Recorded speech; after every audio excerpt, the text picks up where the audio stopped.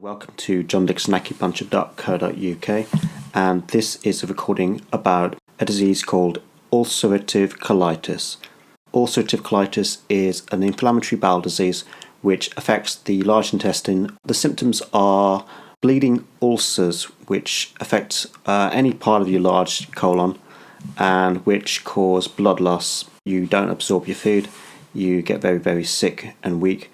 You also get stomach cramping, quite severe cramps, and a need to go to the toilet, sometimes up to 40 times a day and night. Every time you want to go to the toilet, you get pains. You must go very quickly. There's an urgency to go. Usually other symptoms are things like diarrhea and constipation. It's a pretty miserable disease. It affects tens of thousands of people worldwide.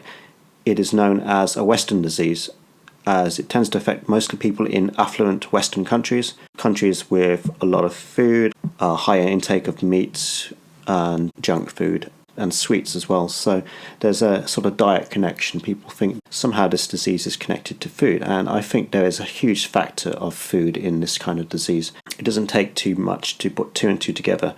If it's predominant in Western countries, then yeah, it's probably got something to do with diet and Western food. So I suffered from this disease in my 20s.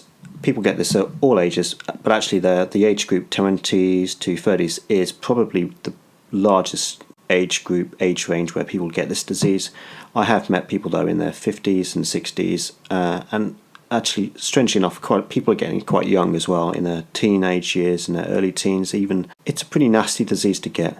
The standard treatment is steroids, prednisolone, which is a kind of high dose of steroid, which it knocks the inflammation away completely. It pretty much shuts it down.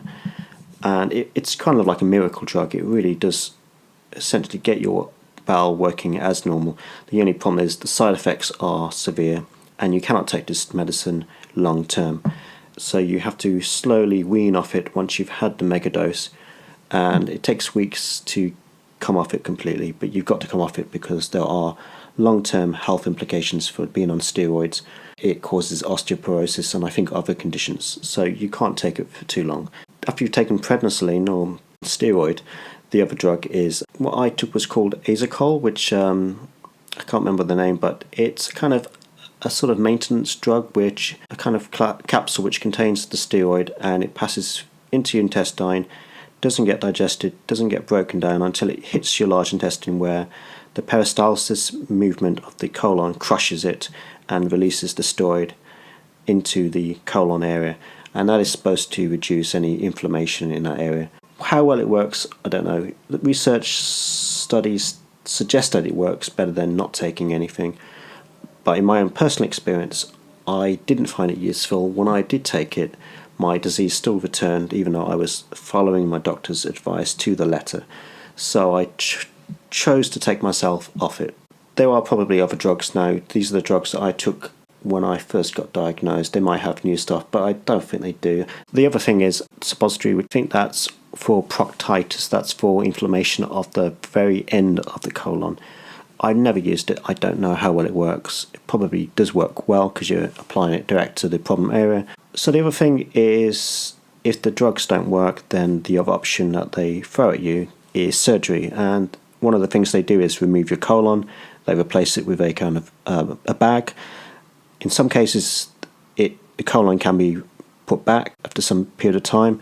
In other cases, it's a permanent surgery, and you have to make do with life without your colon and having to use a kind of a bag, which of course is not the most pleasant thing to have to do, but if it improves the quality of life, then some people have to do that.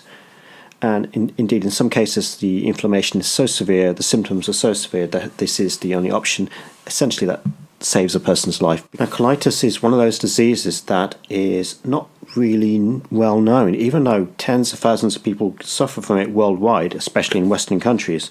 Not many people know about it. People know about cancer, people know a bit more about MS, people know about allergies, but a disease like inflammatory bowel disease is not very well known.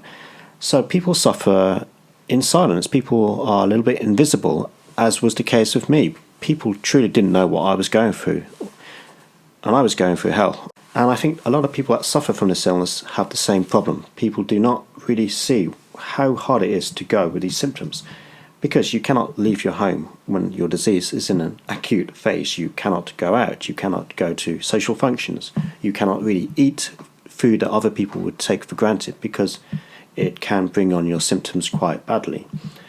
You are also getting weaker and weaker. You're losing sleep because you're waking up at night to go to the toilet. And generally you're feeling pretty shitty. So I had this illness in my 20s, and this set me off on a long life of figuring out how to heal myself naturally using alternative and complementary approaches to healthcare. I'm not the kind of person that just wants to take medication or drugs.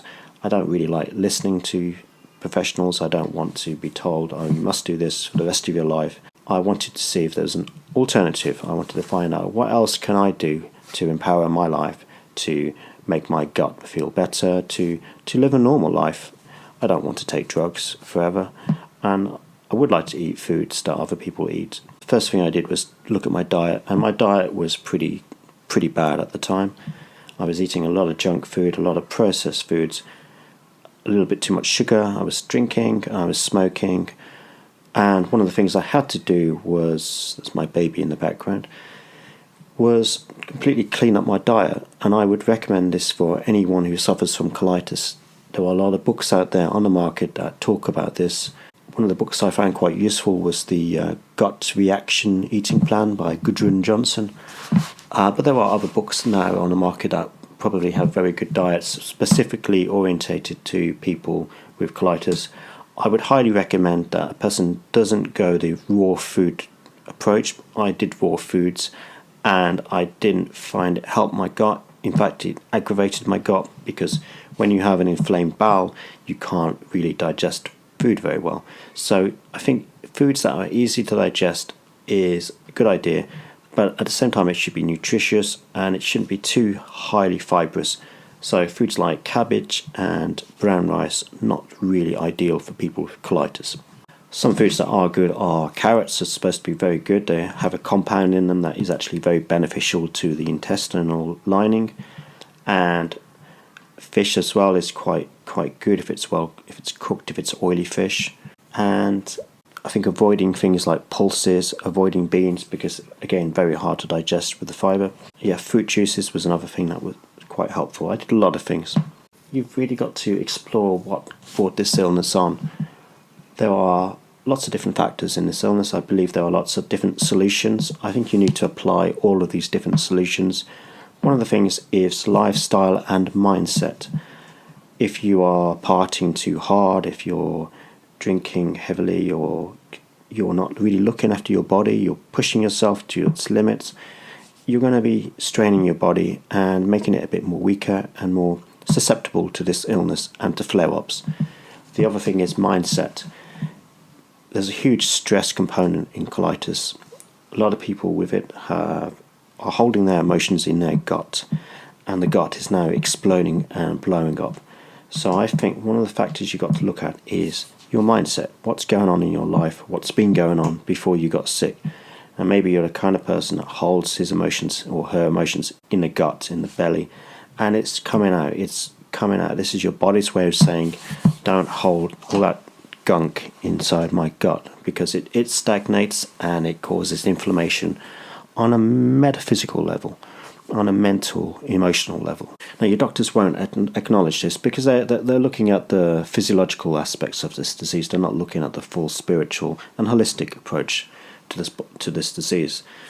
So the mindset's really important. One of the things that can really help, of course, is meditation, any kind of exercise like Tai Chi or Qigong, or any regular exercise like swimming or yoga, all very good. But you've also got to look up if there's stuff going on in your life that's causing you a lot of stress.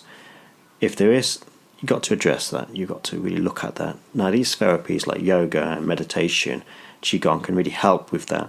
But you might have to do other things like counselling or speaking to someone that you trust to get it out, to express it, not internalize it, but to externalize it, get it out so that it's no longer hurting you. And I think a large part of healing is about letting go of what is not you. I'm going to finish this first audio of my experience of ulcerative colitis. I'll be doing some more recordings over the weeks and months. Just to finish with one final note, this is not a death sentence. There is hope. You can go on to have a normal life. You can do a lot of things that regular healthy people can do. You can travel long distance, you can eat foods, you can even probably drink milk and eat meat and eat spicy food. It's not like the end of the world. You can carry on and have a good quality life. What it is a wake-up call. You've got to start listening to your body and to start doing things that are good for your body. And when you do that, your body will respond. It might take a little while, but it will respond, and you can start to enjoy a good quality life. If you'd like more information about Oriental traditional healthcare or complementary health care in general, check out my website, johndixonacupuncture.co.uk. Also, there's a book, The Genki Self-Health Guide, Improve Your Body and Mind with Traditional Oriental Medicine, available on Amazon.